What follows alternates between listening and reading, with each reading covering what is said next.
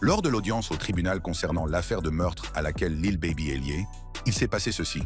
Si cela ressemble à la voix de Lil Baby, alias Dominic Jones, c'est parce que c'est le cas.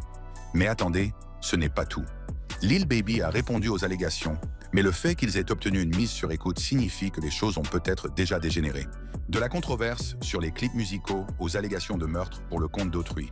En février 2025, une conférence de presse de routine organisée par la police d'Atlanta s'est soudain transformée en une véritable bombe pour la communauté hip-hop. Sans citer de nom, les responsables de la police ont formulé des allégations stupéfiantes à l'encontre de ce qu'ils ont décrit comme un « rappeur d'Atlanta », affirmant que les actions de cet artiste avaient contribué à une chaîne de violence qui avait finalement entraîné la mort de 2 adolescents.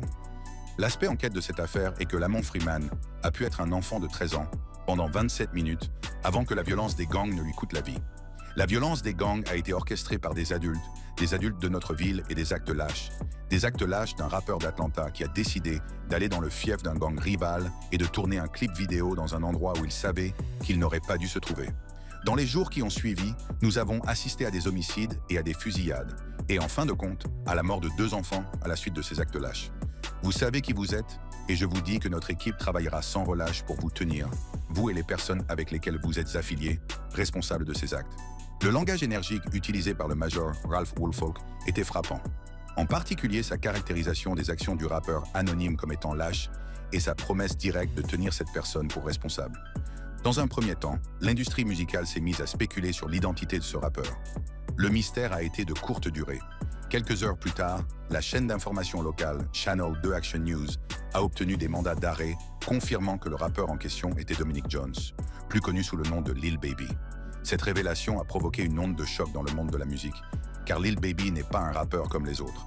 C'est l'une des plus grandes stars du hip-hop contemporain, lauréat d'un Grammy, avec plusieurs disques de platine et une base de fans considérable. Les premières allégations portaient sur le tournage d'un clip vidéo en mai 2024. Selon la police, Lil Baby a tourné un clip dans un quartier d'Atlanta, contrôlé par un gang appelé OMF, Only My Family, qu'elle décrit comme un territoire rival de son label affilié 4PF, 4 Pockets Full. Selon les autorités, cette action a attisé un conflit existant entre gangs. Au cours du tournage de la vidéo, des violences ont éclaté, 3 hommes ont été blessés par balle, mais tous ont survécu. Lil Baby lui-même n'a pas été blessé. Mais selon la police, cet incident a déclenché une série de représailles qui se sont intensifiées au cours des mois suivants, culminant avec une fusillade en juillet 2024 qui a tué 2 garçons de 13 ans, Lamont Freeman et Jacody Davis, et blessé un enfant de 11 ans, Dontavius Davis. À ce stade, les allégations, bien que sérieuses, portaient principalement sur le rôle de Lil Baby dans l'escalade indirecte des tensions entre gangs, plutôt que sur le fait d'avoir directement ordonné des actes de violence. Cependant, le 1er avril 2025, ces allégations ont pris une tournure encore plus sérieuse et concrète.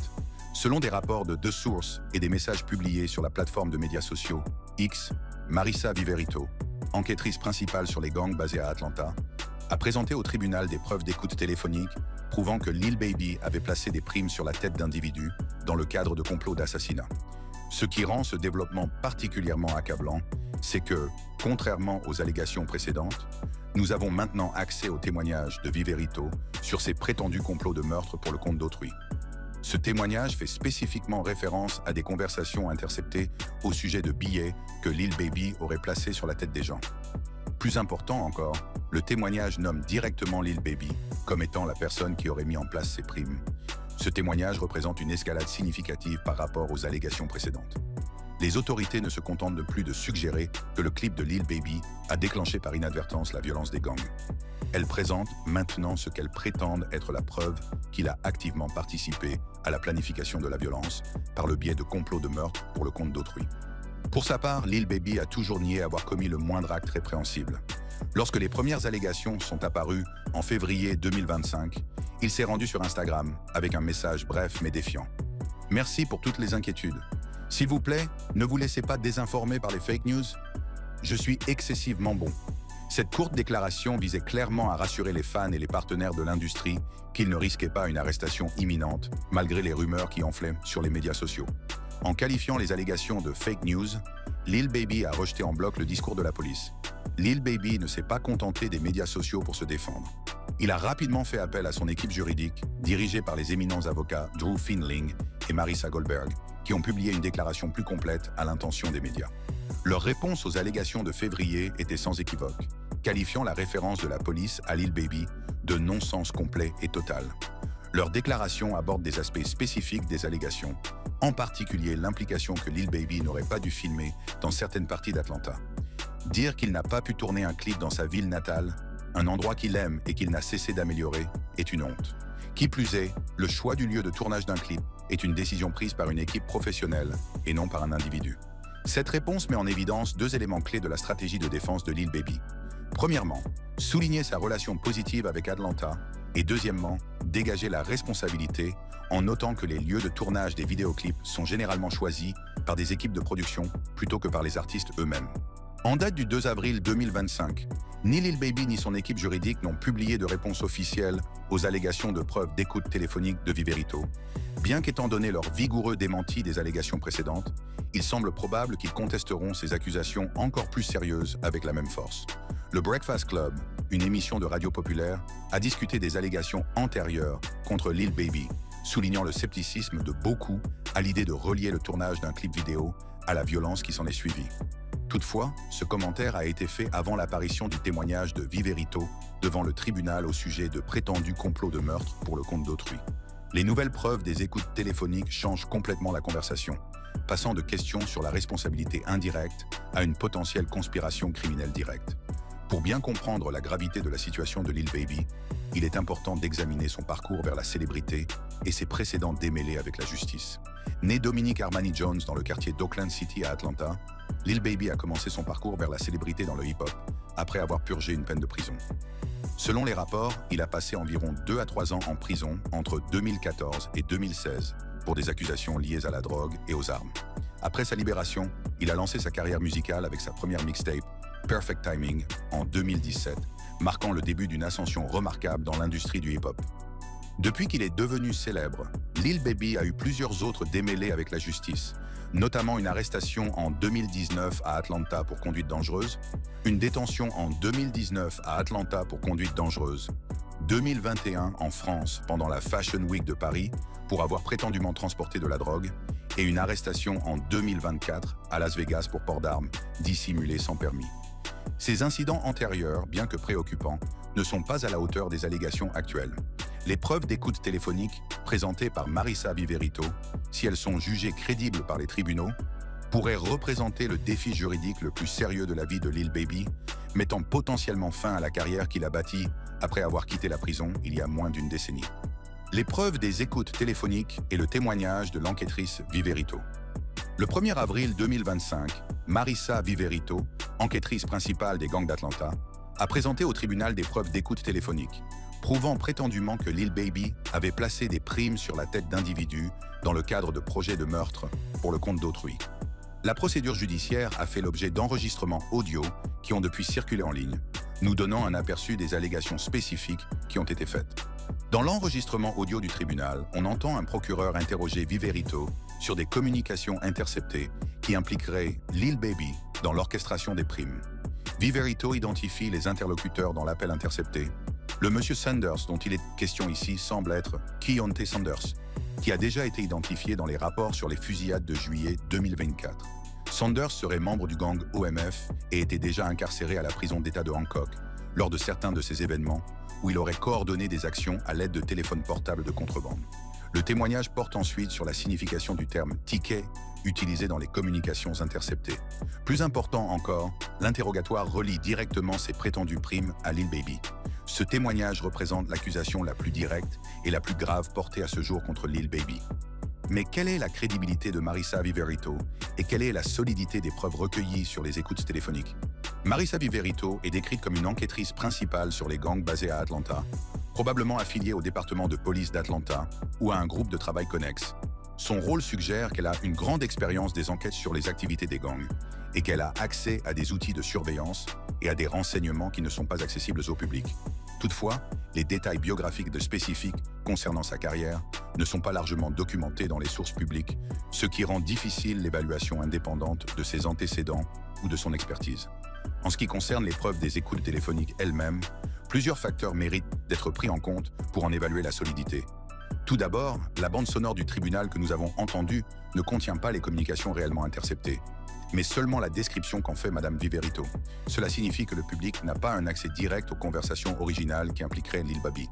Nous nous appuyons sur l'interprétation de Viverito de ce qui a été dit et par qui. Deuxièmement, il semble qu'il y ait un certain niveau de oui-dire. Le témoignage indique que les interlocuteurs de l'appel discutaient de ce qu'ils croyaient ou avaient entendu à propos de Lil Baby qui plaçait des primes, plutôt que d'une connaissance directe ou d'une communication de première main avec lui à propos de tels plans. Cela introduit un niveau de séparation entre Lil Baby et les prétendus complots de meurtre pour le compte d'autrui. Troisièmement, au 2 avril 2025, Lil Baby n'a pas été formellement inculpé sur la base des preuves d'écoute téléphonique de Viverito, ce qui suggère que les autorités sont peut-être encore en train de constituer leur dossier ou de déterminer si les preuves satisfont au seuil d'inculpation criminelle. L'admissibilité juridique des preuves d'écoute téléphonique sera probablement un point de discorde majeur si des accusations formelles sont portées. Pour être recevables devant un tribunal, les preuves d'écoute téléphonique doivent être obtenues légalement à l'aide de mandats et de procédures appropriées. Si ces protocoles n'ont pas été respectés, les preuves pourraient être exclues de toute procédure formelle. Il faut également tenir compte d'un contexte plus large. La police d'Atlanta a été critiquée pour avoir ciblé des rappeurs très connus afin de s'attaquer à des problèmes de criminalité plus larges, comme on l'a vu dans des affaires telles que le procès Rico de Young Thug. Cette tendance soulève des questions quant à l'existence éventuelle d'un parti pris ou d'une application sélective de la loi dans le cas de Lil Baby. Quelle stratégie de défense Lil Baby et son équipe juridique pourraient-ils adopter face à ces allégations de mise sur écoute? Bien qu'il n'ait pas publié de réponse spécifique aux allégations de Viverito en date du 2 avril 2025, plusieurs approches lui semblent probables sur la base de leurs déclarations antérieures et de la pratique juridique habituelle. Premièrement, ils contesteront probablement l'authenticité et le contexte des enregistrements des écoutes téléphoniques. Les communications interceptées peuvent être ambiguës, avec de l'argot, un langage codé ou des références susceptibles d'être mal interprétées par des personnes extérieures à la conversation. Les avocats de la défense soutiennent généralement que les forces de l'ordre ont sorti ces communications de leur contexte ou en ont mal compris le sens. Ils peuvent en particulier mettre l'accent sur le caractère de oui-dire des preuves présentées au tribunal. D'après le témoignage de Viverito, il semble que les interlocuteurs de l'appel discutaient de rumeurs ou de choses qu'ils avaient entendues au sujet de Lil Baby, plutôt que de communication directe avec lui au sujet de la mise en place de primes. Cela introduit un doute raisonnable sur le fait qu'il ait été réellement impliqué dans des complots de meurtre pour le compte d'autrui. Deuxièmement, il pourrait contester la légalité de la manière dont les écoutes téléphoniques ont été obtenues, en cherchant éventuellement à les exclure en tant que preuve si les procédures appropriées n'ont pas été suivies. Des précédents comme l'affaire États-Unis vs Crabtree, 2009, montrent que les écoutes téléphoniques obtenues illégalement peuvent être exclues des procédures judiciaires. Troisièmement, ils peuvent mettre en doute la crédibilité des interlocuteurs des appels interceptés. Si l'un des interlocuteurs est Keontae Saunders, dont on a dit précédemment qu'il avait l'intention d'extorquer 5 millions de dollars à Lil Baby, il pourrait de faire valoir qu'il était motivé pour impliquer faussement le rappeur dans des activités criminelles. Cet aspect de l'extorsion complique le récit du rôle de Lil Baby, suggérant qu'il était potentiellement la cible de membres de gangs rivaux plutôt qu'un simple agresseur. Son équipe juridique pourrait s'en servir pour faire valoir que les preuves des écoutes téléphoniques pourraient refléter des tentatives de le piéger plutôt qu'une véritable activité criminelle de sa part. Au-delà de ces tactiques juridiques spécifiques, l'équipe de Lil Baby continuera probablement à mettre l'accent sur ses contributions positives à Atlanta et sur son engagement dans des activités commerciales légitimes. Ils ont déjà souligné ses efforts philanthropiques et ses initiatives communautaires, le positionnant comme quelqu'un qui s'investit dans l'amélioration de sa communauté plutôt que dans sa mise en danger. Ils peuvent également citer la visite à la Maison-Blanche en 2021 avec la vice-présidente de l'époque, Kamala Harris, pour discuter de questions de justice sociale Lil Baby, comme preuve de son engagement dans des voies politiques et sociales légitimes, contrastant avec l'image criminelle que projettent les forces de l'ordre. Le changement de marque de son label constitue un autre élément de défense potentiel. En décembre 2024, Lil Baby a annoncé que 4 PF passaient à Glass Window Entertainment, peut-être en réponse à une surveillance juridique croissante. Son équipe pourrait faire valoir que cette transition démontre son engagement à se distancer de tout élément de la rue et à se concentrer uniquement sur des activités musicales légitimes. Dans une perspective plus large, l'équipe juridique de Lil Baby pourrait également contester ce qu'elle considère comme une tendance des forces de l'ordre d'Atlanta à cibler les rappeurs à succès en les accusant de faire partie d'un gang. L'affaire Rico en cours contre Young Thug et Way SL a suscité des critiques de la part de certains observateurs juridiques en raison de l'application large des lois sur le racket à un label de musique, et les avocats de Lil Baby pourraient éventuellement faire valoir que leur client est confronté à un excès de pouvoir similaire.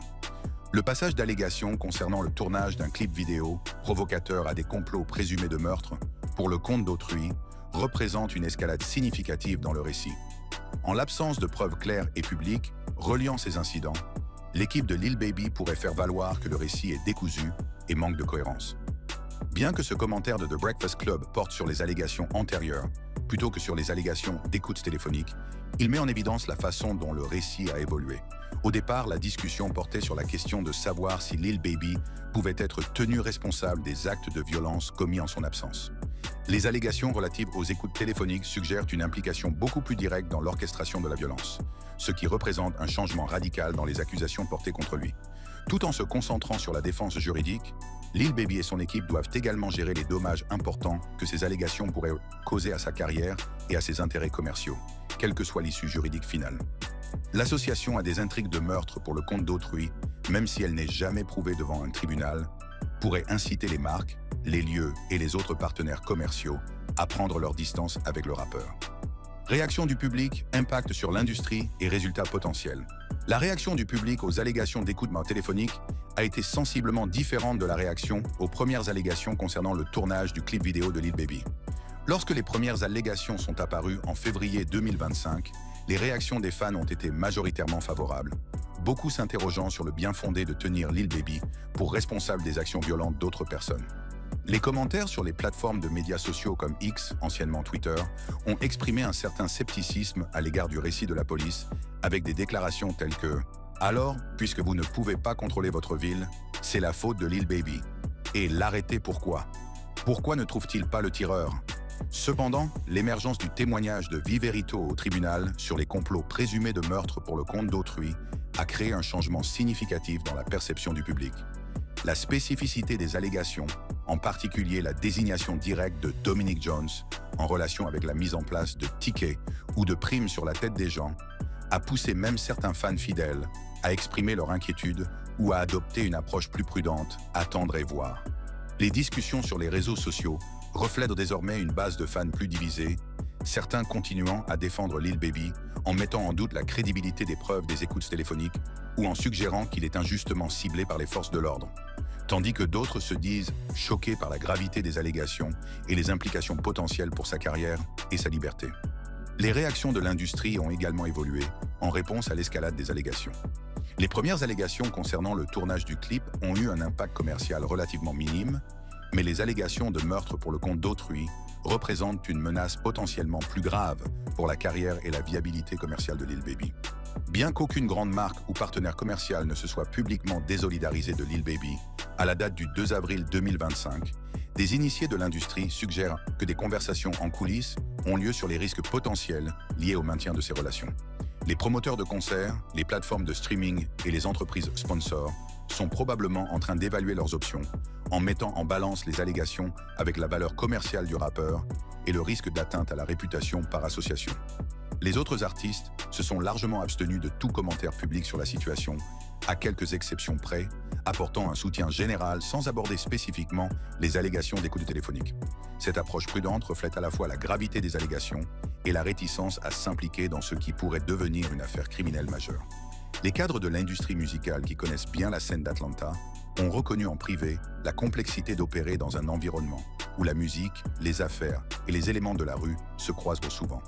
Si peu d'entre eux sont disposés à s'exprimer officiellement sur la situation particulière de Lil Baby, il est généralement admis que la frontière entre les maisons de disques et les organisations de la rue peut parfois s'estomper, créant des situations juridiquement précaires pour les artistes.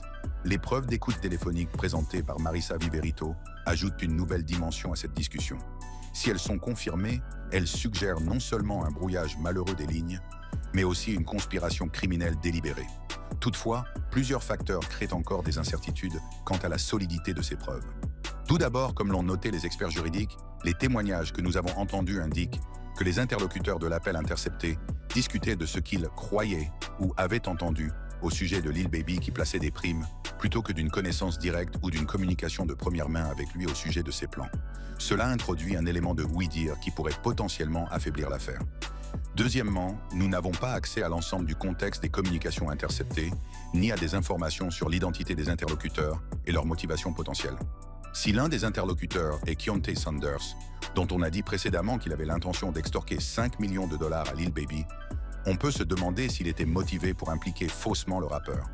Troisièmement, au 2 avril 2025, Lil Baby n'a pas été formellement inculpé sur la base des preuves d'écoute téléphonique de Viverito, ce qui suggère que les autorités sont peut-être encore en train d'évaluer si les preuves sont suffisamment solides pour justifier des poursuites pénales.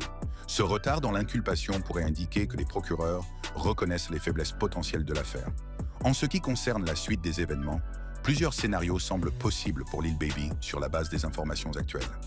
La première possibilité est que, malgré les affirmations de Viverito concernant les écoutes téléphoniques, aucune accusation formelle ne soit déposée contre Lil Baby. Cela pourrait se produire si les procureurs déterminent que les preuves sont insuffisantes ou inadmissibles, en particulier si elles reposent largement sur des oui-dire ou ont été obtenues par des moyens douteux. Dans ce cas, Lil Baby pourrait continuer à faire l'objet d'un examen public. Mais l'absence d'inculpation formelle lui permettrait de poursuivre sa carrière avec un minimum de perturbation. La deuxième possibilité est que Lil Baby fasse face à des accusations limitées liées à ses associations présumées avec des gangs, telles que l'association criminelle ou l'obstruction, plutôt qu'à des accusations directes d'association de malfaiteurs en vue de commettre un meurtre. Même dans ce cas, compte tenu de ses ressources et de la notoriété de son équipe d'avocats, il pourrait être en mesure de négocier un accord qui lui éviterait une peine de prison importante, ce qui lui permettrait de préserver au moins une partie de la dynamique de sa carrière. Le troisième scénario, le plus grave, serait celui d'une inculpation formelle directement liée au complot présumé de meurtre pour le compte d'autrui.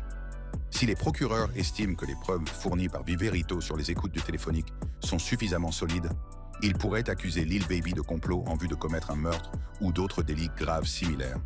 Ils pourraient également engager une procédure RICO, Racketeer Influenced and Corrupt Organizations Act, visant la 4PF en tant qu'entreprise criminelle, dont Lil Baby serait le dirigeant présumé. Ce troisième scénario représenterait le plus grand danger juridique pour Lil Baby et pourrait entraîner une peine d'emprisonnement substantielle s'il était condamné.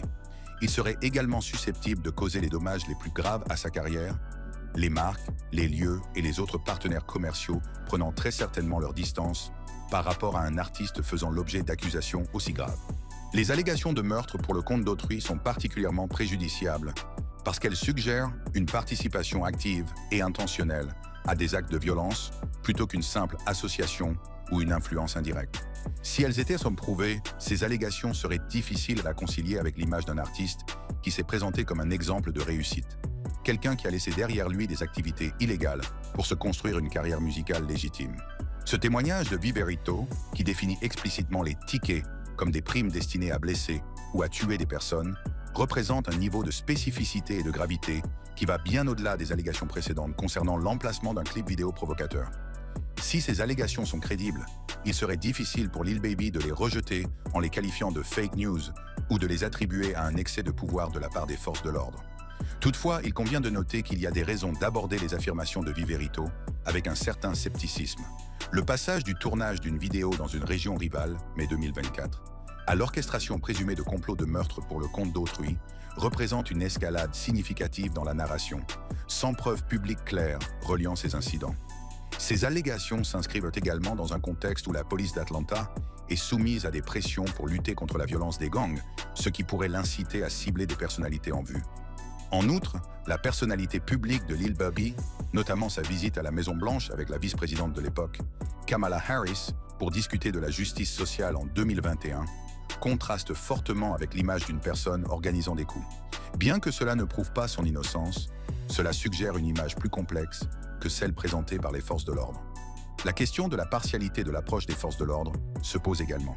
La police d'Atlanta a été critiquée pour avoir ciblé des rappeurs très connus afin de s'attaquer à des problèmes de criminalité plus larges, comme on l'a vu dans des affaires telles que le procès RICO de Young Thug. Cette tendance soulève la possibilité de poursuites exagérées ou sélectives, que l'équipe juridique de Lil Baby mettra probablement en avant dans sa défense.